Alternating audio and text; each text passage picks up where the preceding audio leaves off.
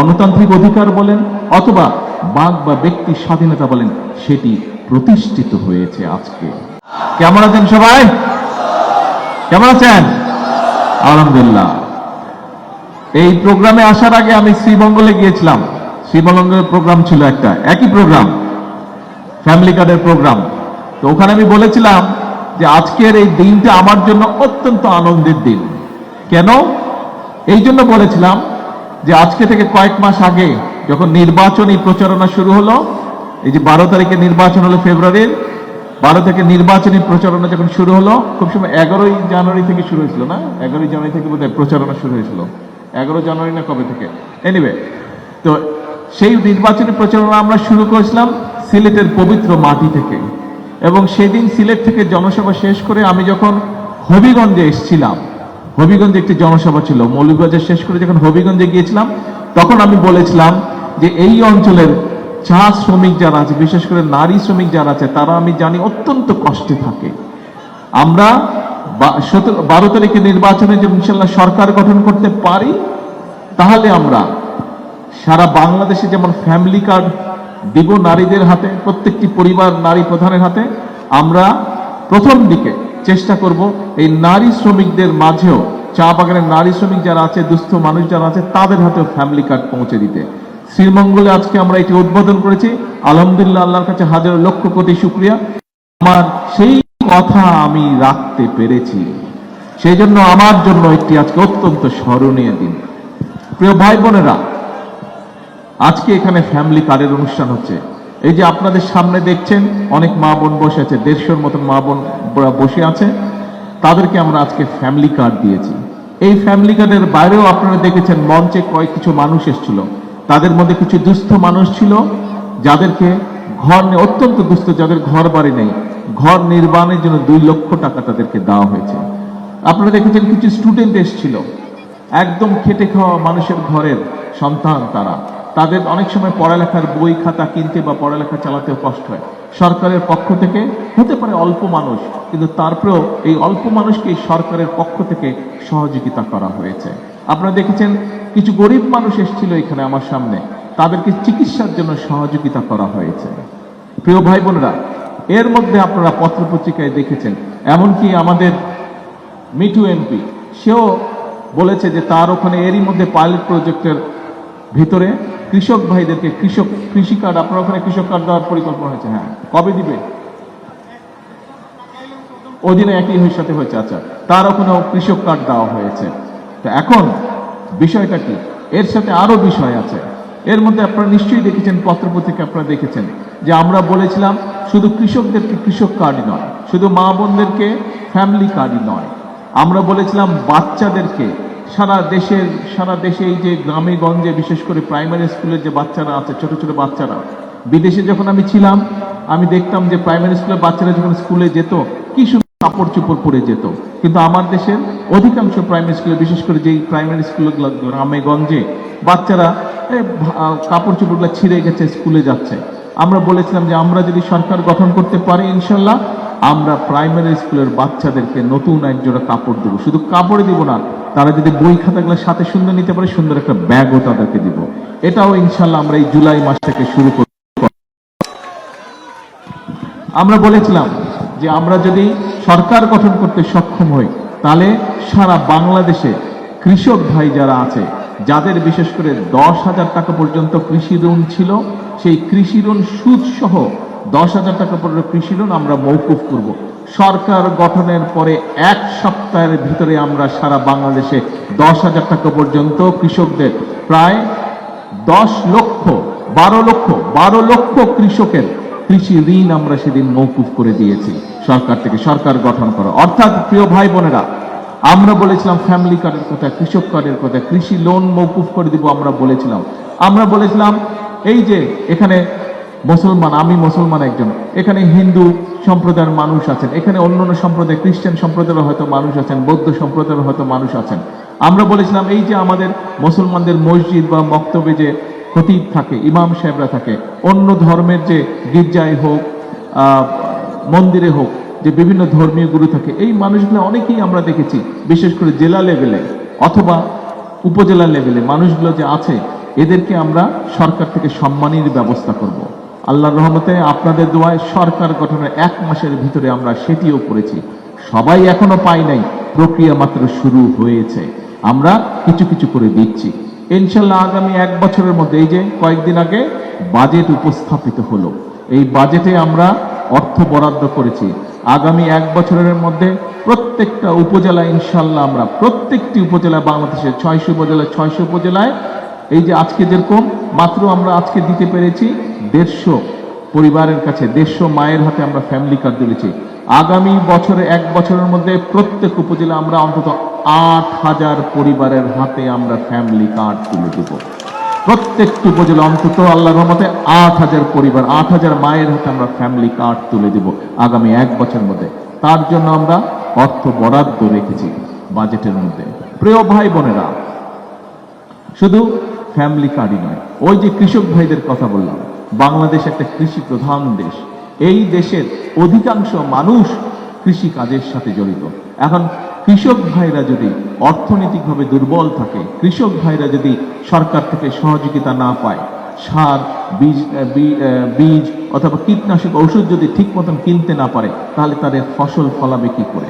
তার জন্য আমরা বলেছিলাম আমরা কৃষক ভাইদের জন্য একটি কৃষক কার্ড দিতে চাই আমরা, যার কাজ এর মধ্যেই শুরু হয়ে গেছে। সারা বাংলাদেশে এর প্রায় 40,000-এর মতন এর মধ্যেই আমরা কৃষক ভাইদের কাছে কৃষি কার্ড পৌঁছে দিয়েছি আমরা। ইনশাল্লাহ আগামী 1 বছরের মধ্যে নতুন বাজেট হয়েছে, আমরা সেই বাজেটে অর্থ বরাদ্দ রেখেছি। আগামী 1 বছরের মধ্যে সারা বাংলাদেশে আমরা 40 লক্ষ কৃষক ভাইয়ের কাছে কৃষি কার্ড পৌঁছে দিব, যাতে করে এই কৃষক কার্ডের মাধ্যমে তারা যে সহায়তাটা পাবে, এককালীন একটি, প্রতি বছর এককালীন একটি সহায়তা পাবে, তার সেই সহায়তা দিয়ে তারা তাদের কৃষির বীজ বলেন, ফসলের বীজ বলেন, কীটনাশক ঔষধ বলেন, এইগুলো তারা কিনতে পারবে এবং কেনার মাধ্যমে তাদের কিছুটা সহায়তা, তাদের উপরে যে অর্থনৈতিক চাপ, সেই চাপটি কমে নিয়ে আসবে। প্রিয় ভাই বোনেরা, আমরা নির্বাচনের আগে বলেছিলাম যে আমরা এই দেশের মানুষ যাতে স্বাস্থ্য সুবিধা, মিনিমাম স্বাস্থ্য সুবিধাও যাতে পায়, বিশেষ করে গ্রামের মানুষ, গ্রামের নারীরা, শিশুরা, পুরুষ মানুষ বা বয়স্ক মানুষ যারা আছে, তাদেরকে যাতে কষ্ট করে শহরে আসতে না হয়, তারা যাতে উপজেলা পর্যায়ে চিকিৎসা সুবিধা পায়, সেই জন্য আমরা সিদ্ধান্ত গ্রহণ করেছি। সেই জন্য আমরা বলেছিলাম দেশের মানুষের কাছে যে এই যে এখন উপজেলা পর্যায়ে যে 50 শয্যার হাসপাতাল রয়েছে, এই 50 শয্যার হাসপাতালকে এমপি সাহেব যদিও মেডিকেল কলেজ চেয়েছেন এখানে, কিন্তু প্রত্যেক উপজেলা, এই মৌলভীবাজার জেলার প্রত্যেকটি উপজেলায় 50 শয্যার হাসপাতাল আছে উপজেলা পর্যায়ে, সেটিকে ইনশাল্লাহ আমরা 101 শয্যার হাসপাতাল করব, যাতে আপনাদেরকে বেশি দূরে যাওয়ার উপজেলা পর্যায়ে। এবং শুধু উপজেলা পর্যায়ে আমরা হাসপাতালই করব না, এই হাসপাতালগুলোতে আমরা জানি বহু মানুষের কিডনির প্রবলেম আছে, তাদেরকে যাতে দূরে যেতে না হয়, সেই হাসপাতালে, উপজেলা হাসপাতালে যাতে তারা কিডনি ডায়ালিসিস করার সুবিধা পাবে, সেজন্য কিডনি ডায়ালিসিস করার মেশিন প্রত্যেক উপজেলা হাসপাতালে আমরা নিয়ে আসব। প্রিয় ভাই বোনেরা, আমি একটু আগেই বলেছি যে ছোট বাচ্চাদেরকে, প্রাইমারি স্কুলের বাচ্চাদেরকে আমরা নতুন স্কুল ড্রেস এবং ব্যাগ তাদের কাছে পৌঁছে দিতে চাই। আমাদের বাচ্চাদেরকে শুধু লেখাপড়া শেখালেই চলবে না, আমাদের দেশের বাচ্চাদের মধ্যে অনেক গুণাগুণ আছে। কেউ ভালো খেলতে পারে, কেউ ভালো গান গাইতে পারে, কেউ ভালো বাদ্যযন্ত্র বাজাতে পারে, এক একজনের একটা কোয়ালিটি আছে, গুণ আছে।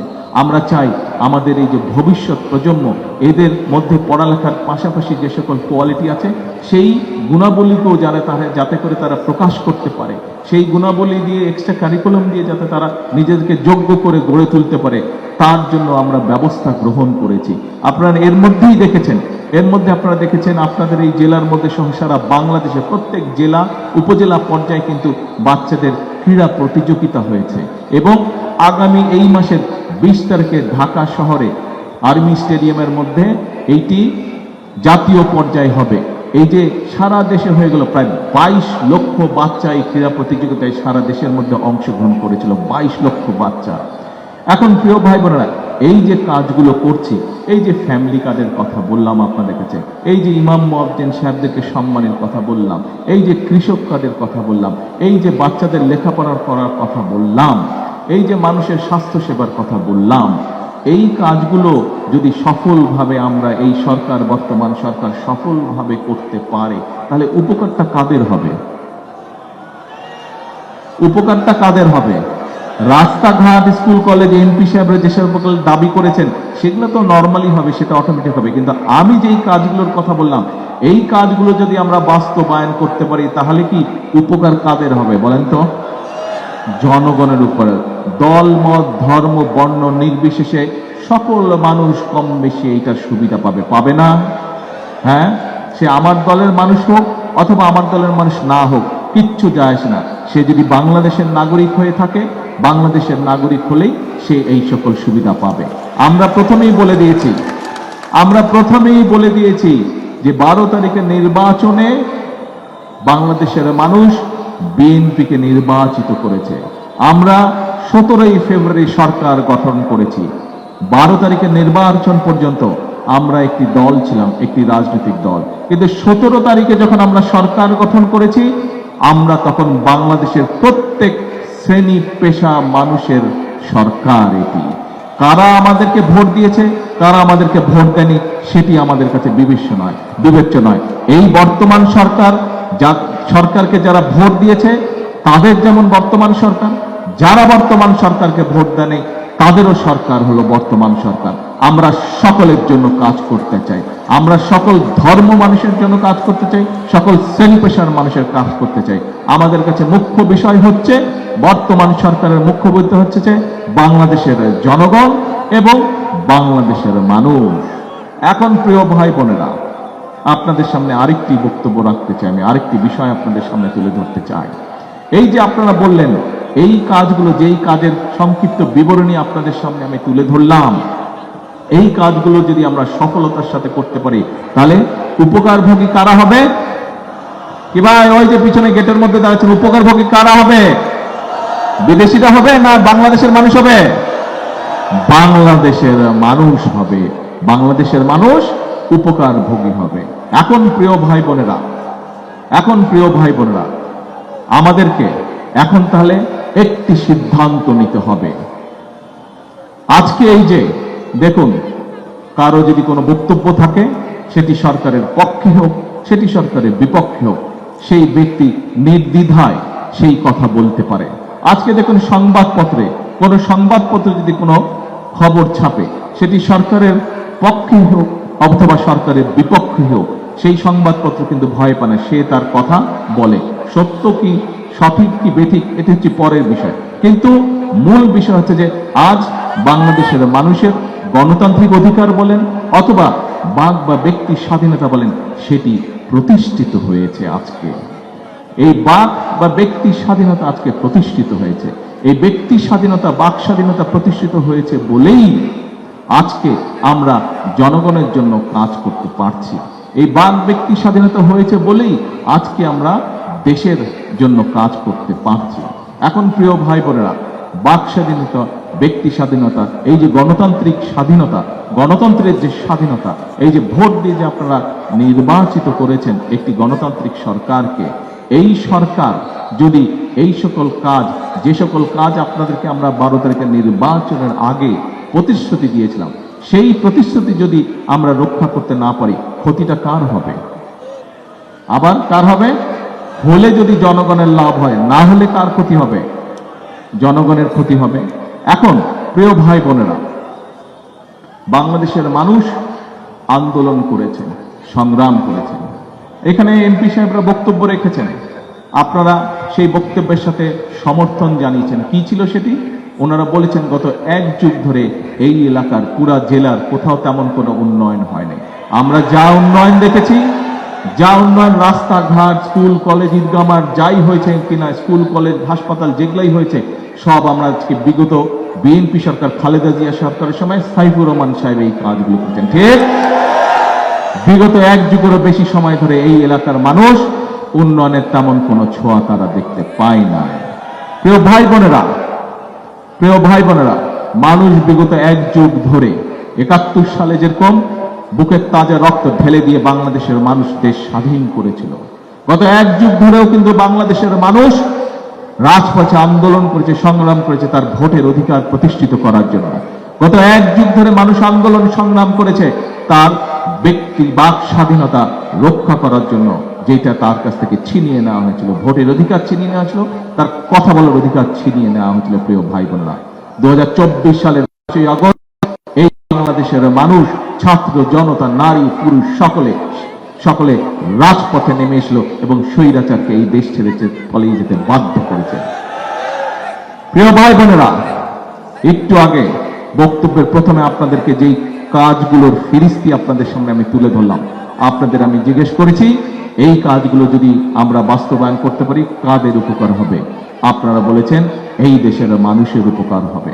প্রিয় ভাই বোনেরা, আবার আমি আপনাদেরকে জিজ্ঞেস করি, যদি এই কাজগুলো আমরা বাস্তবায়ন করতে না পারি, আজকে যদি বেকারদের কর্মসংস্থান করতে না পারি, আজকে যদি আমার ভাই বোনদের জন্য চিকিৎসা সেবা পৌঁছে দিতে না পারি, আজকে যদি আমরা মায়েদের হাতে ফ্যামিলি কার্ড পৌঁছে দিতে না পারি, আজকে যদি আমরা কৃষক ভাইদের হাতে কৃষক কার্ড পৌঁছে দিতে না পারি, আজকে যদি আমরা আমাদের ভবিষ্যৎ সন্তানদের জন্য সঠিকভাবে খেলাধুলা লেখাপড়া সব ব্যবস্থা করতে না পারি, তাহলে ক্ষতিকার হবে দেশের, হবে ক্ষতিকার হবে জনগণের হবে।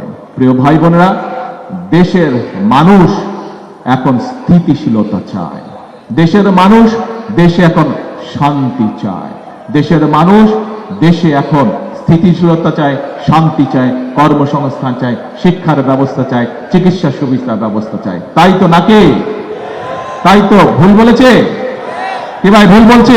ওই যে শহীদ মিনারের উপরে মানুষ দাঁড়িয়ে আছেন, কি ভুল বলেছি? কথা শুনছেন? সঠিক? এই যে গেটের মধ্যে কয়েক হাজার মানুষ দাঁড়িয়ে আছেন, সঠিক বলছে না বেঠিক বলছে? সঠিক হলে হাত তোলেন। ধন্যবাদ। প্রিয় ভাই বোনেরা, তাই যদি হয়ে থাকে, আমরা যদি দেশের ভাগ্যের পরিবর্তন করতে চাই, আমরা যদি দেশের মানুষের ভাগ্যের পরিবর্তন করতে চাই, তাহলে আমাদের সকলকে পরিশ্রম করতে হবে।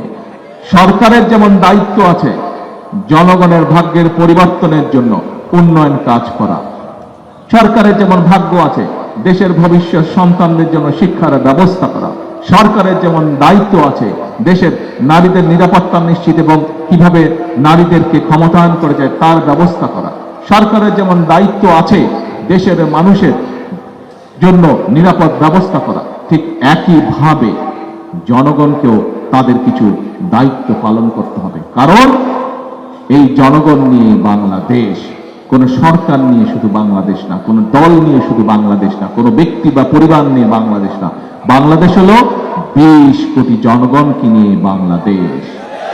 এই দেশের যদি ভাগ্যের পরিবর্তন হয়, এই 20 কোটি মানুষের ভাগ্যের পরিবর্তন হবে। এই দেশের 20 কোটি মানুষের যদি ভাগ্যের পরিবর্তন হয়, তাহলেই একমাত্র দেশের মানুষের ভাগ্যের পরিবর্তন করতে সম্ভব হবে। প্রিয় ভাই বোনেরা, সেজন্যই আজকে আমাদেরকে ধীর স্থির ভাবে চিন্তা করতে হবে। আমরা দেখেছি অতীতে যখনই দেশ ধীরে ধীরে সামনের দিকে এগোতে ধরে, যখনই দেশের অর্থনৈতিক ব্যবস্থা ধীরে ধীরে স্থিতিশীল হতে থাকে, যখনই দেশের নিরাপত্তা ব্যবস্থা, দেশের সিকিউরিটি যখন ধীরে ধীরে স্থির হতে থাকে, যখনই দেশের মানুষের স্বাস্থ্য ব্যবস্থা, শিক্ষা ব্যবস্থা ধীরে ধীরে স্থির হতে থাকে, তখনই আমরা অতীতে বিভিন্ন সময় দেখেছি যে দেশের মধ্যে অরাজকতা সৃষ্টি করা হয়েছে, 173 দিন হরতাল করা হয়েছে, ভাঙচুর করা হয়েছে, অবরোধ করা হয়েছে। মনে আছে এসব কথা আপনাদের? প্রিয় ভাই বোনেরা, 5 তারিখে এই দেশের মানুষ স্বৈরাচারকে বিদায় করেছিল, নিজেদের অধিকারকে প্রতিষ্ঠিত করেছিল। এখন দেশের মানুষ কাজ চায়, দেশের মানুষ শান্তি চায়, দেশের মানুষ ভালোভাবে বেঁচে থাকতে চায়। তাই তো নাকি? এই তো সোজা কথা নাকি? এর মধ্যে আর কোন ব্যাপার আছে? আঁকা বাঁকা কিছু আছে? সোজা হিসাব এটা। তাহলে আমাদের সকলকে চোখ কান খোলা রাখতে হবে। বর্তমান সরকার আপনাদের জন্য কাজ করছে, দেশের জন্য কাজ করছে। এই যে আমরা একটা ফ্যামিলি কার্ড আজকে দিলাম, এখানে সব ধরনের মানুষ পেয়েছে না? সব ধরনের মানুষ পেয়েছে তো? আচ্ছা, তার মানে কি দাঁড়ালো? আমরা সরকার জনগণের অর্থ দিয়ে জনগণের জন্য কাজ করতে চায়। কাজে জনগণের অর্থ যাতে সঠিকভাবে জনগণের জন্য এবং দেশের জন্য ব্যবহৃত হয়, জনগণকে সে ব্যাপারে সজাগ থাকতে হবে। আজকে অতীতে যেমন আমরা দেখেছি, বলেছিল বিএনপিকে এক মুহূর্ত শান্তিতে থাকতে দেওয়া যাবে না। আজকে আবার দেখছি বিএনপির বিরুদ্ধে বিভিন্ন সময় যারা একত্রিত হয়ে আন্দোলন খেলা,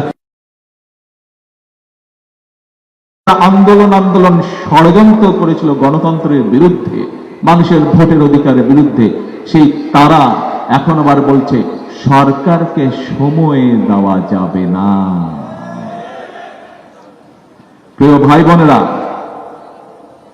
বর্তমান সরকার বাংলাদেশে 4 কোটি পরিবারের প্রত্যেকটি পরিবারের কাছে, নারীর কাছে, পরিবার প্রধানের কাছে, মায়ের কাছে ফ্যামিলি কার্ড পৌঁছে দিতে চায়। বর্তমান সরকার বাংলাদেশের প্রায় 3 কোটি কৃষকের কাছে কৃষক কার্ড পৌঁছে দিতে চায়। বর্তমান সরকার প্রাইমারি স্কুলের সকল শিক্ষার্থীর কাছে, ছাত্রের কাছে, ছাত্র হোক ছাত্রী হোক, তাদের কাছে নতুন পোশাক পৌঁছে দিতে চায়। বর্তমান সরকার যত মসজিদ মাদ্রাসা আছে বাংলাদেশে, সেগুলোর যে ইমাম সাহেব আছে, খতিব সাহেব আছে, বা অন্য ধর্মের যারা ধর্মীয় গুরু আছে, তাদের কাছে একটি সম্মানের ব্যবস্থা, মিনিমাম হলেও একটি সম্মানের ব্যবস্থা পৌঁছে দিতে চায়। বর্তমান সরকার এই দেশের খালগুলোকে পুনর্খনন করতে চায়। বর্তমান সরকার এই দেশের মানুষ, ছোট হোক বড় হোক, সবাই যেন বুক ভরে শ্বাস নিতে পারে, তার জন্য বৃক্ষরোপণ করতে চায়। আগামী 5 বছরে 25 কোটি গাছ লাগাতে চায়। এই যে কাজগুলোর কথা বললাম, যারা বলে সরকারকে সময় দিবে না, বর্তমান সরকার এই যে বাজেট উপস্থাপন করেছে, এই বাজেটে 60টি পণ্যের উপর থেকে ট্যাক্স বলতে গেলে তুলে নিয়েছে, যাতে নিত্য প্রয়োজনীয়, তাও নিত্য প্রয়োজনীয়, যাতে করে জিনিসপত্রের দাম সাধারণ মানুষের কম বেশি নাগালের মধ্যে থাকে। এখন প্রিয় ভাই বোনেরা, যারা বলে সরকারকে সময় দেওয়া যাবে না, তারা কি জনগণের পক্ষে কথা বলে নাকি বিপক্ষে কথা বলে? বিপক্ষে কথা বলে। এই যে কাজগুলোর কথা বললাম, যারা বলে যে সরকারকে সময় দেওয়া যাবে না, তারা কি জনগণের স্বার্থে কথা বলছে না নিজেদের স্বার্থে কথা বলছে? নিজেদের স্বার্থে কথা বলছে। প্রিয় ভাই বোনেরা, আমি করি বিএনপি, আমার প্রত্যেকটি নেতাকর্মী যারা বিএনপি করে, আমরা যারা শহীদ জিয়ার সৈনিক, আমরা যারা দেশনেত্রী খালেদা জিয়ার সৈনিক, আমরা সকল সময় একটি কথা বলি, আমরা রাজনৈতিক দল, আমাদের শক্তির উৎস কি? আমাদের শক্তির উৎস জনগণ। আমাদের পলিটিক্স, আমাদের রাজনীতি হচ্ছে জনগণকে সাথে নিয়ে। এই জনগণই আমাদেরকে 12 তারিখের নির্বাচনে সরকার গঠনে সহায়তা করেছে। এই জনগণ সাথে ছিল বলেই গত 1 যুগের আন্দোলন 2024 সালের 5ই আগস্ট সফল হয়েছে। নির্বাচনের আগে আমরা দেশের মানুষের কাছে প্রতিশ্রুতি দিয়েছিলাম, ম্যানিফেস্টো দিয়েছিলাম। নির্বাচনের ফলাফল প্রমাণ করেছে, নির্বাচনের আগে আমরা যে ম্যানিফেস্টো দিয়েছি, সেটা নির্বাচনের আগে পর্যন্ত ছিল বিএনপির ম্যানিফেস্টো।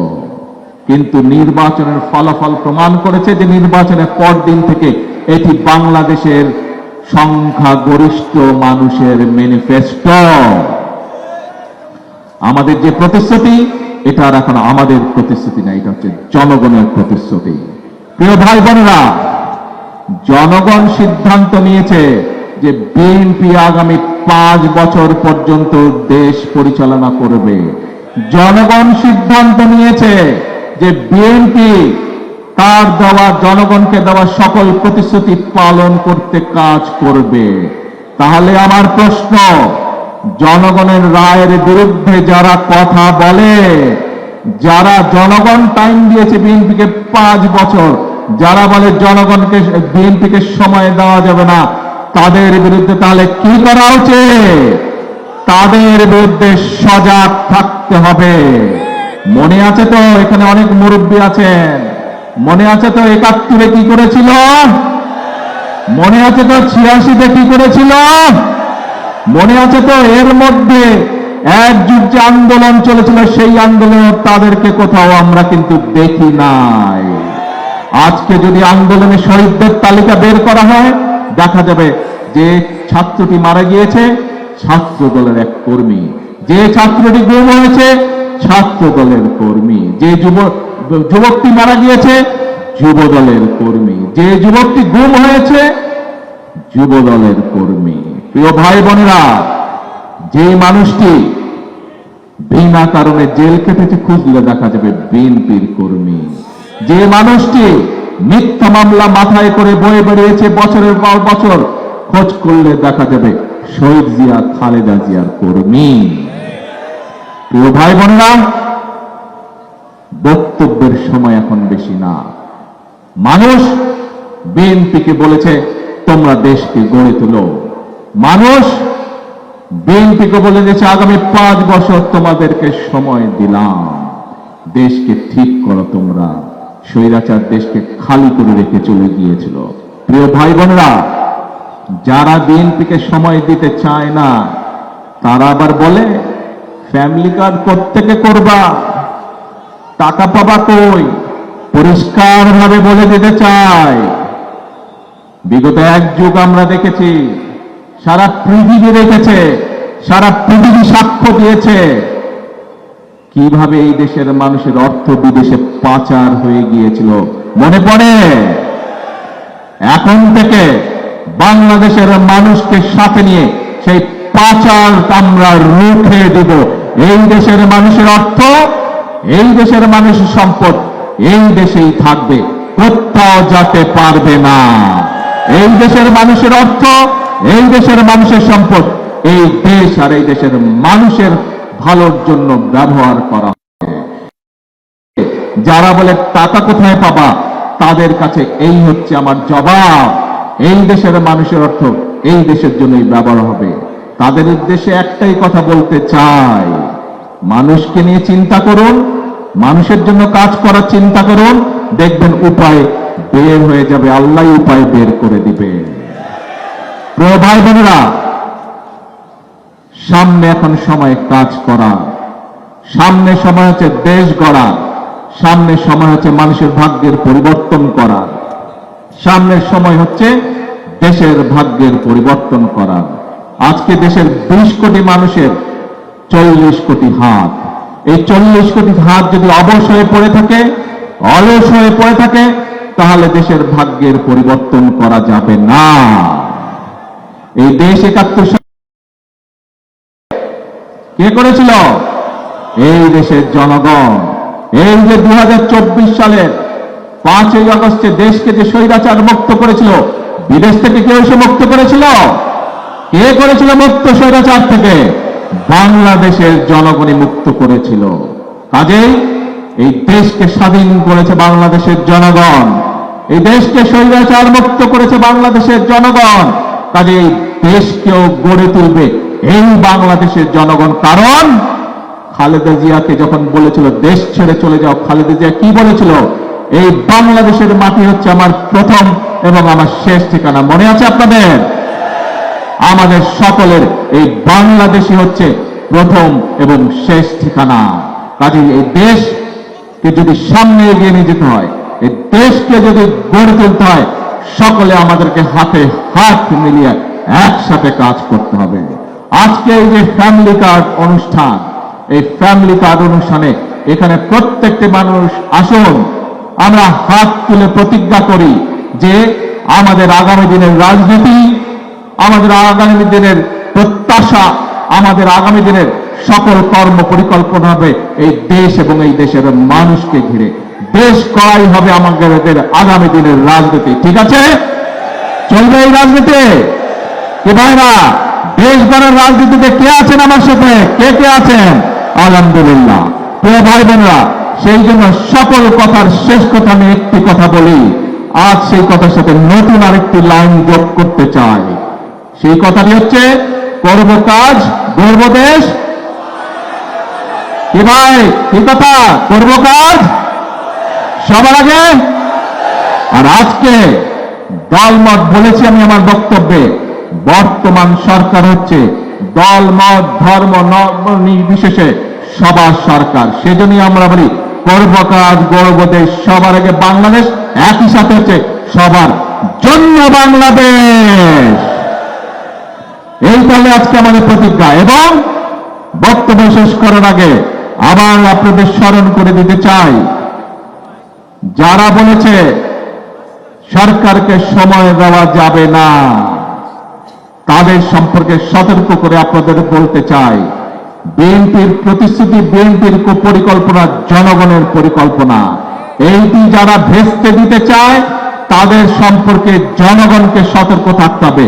বিএনপির কিছু করা লাগবে না, জনগণ সতর্ক থাকলে বিএনপির কাজ হয়ে যাবে। জনগণের, কারণ এই দেশের মালিক হচ্ছে জনগণ। মালিক যদি সতর্ক থাকে, মালিক যদি সতর্ক থাকে, আর কারো কোনো টেনশন থাকবে না। মালিককে, মালিককে কি ভাই, মালিককে দেশের জনগণ। সেই জনগণের হাতেই আজকে আমি এই দেশের নিরাপত্তা, সেই জনগণের হাতেই আজকে আমি এই দেশের উন্নয়ন, সেই জনগণের হাতেই আজকে আমি এই দেশের ভবিষ্যৎ সঁপে দিয়ে গেলাম। আল্লাহ হাফেজ। বাংলাদেশ জিন্দাবাদ।